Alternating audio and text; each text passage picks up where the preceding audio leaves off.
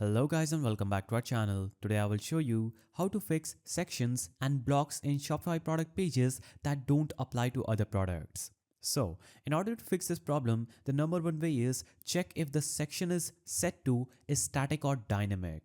Simply navigate to Shopify admin page, navigate to online store, then navigate to themes, click on customize, and if the section that you want to fix is static, it will only appear on the current product page. To apply it to all products, use a dynamic section or edit the product template.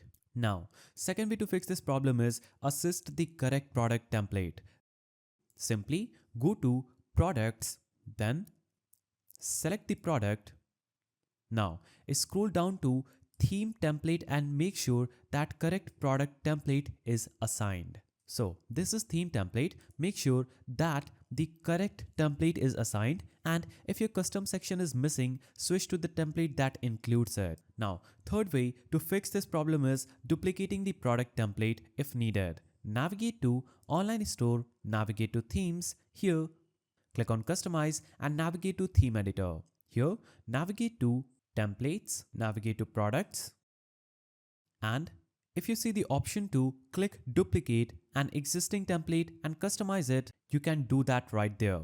And you can assign the new template to products that need the missing sections. Now, step 4 will be ensuring that the blocks are configured for all products. Some blocks may be manually set for specific products only. Edit the product section settings and select show for all products if available. Now, you can also use an app for more control.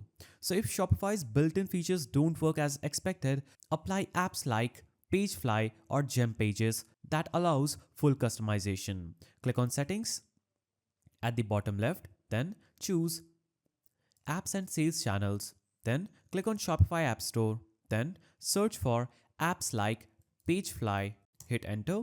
Now install these apps and they can provide you with more control to fix this problem. After making changes, clear your cache and test different product pages to ensure consistency.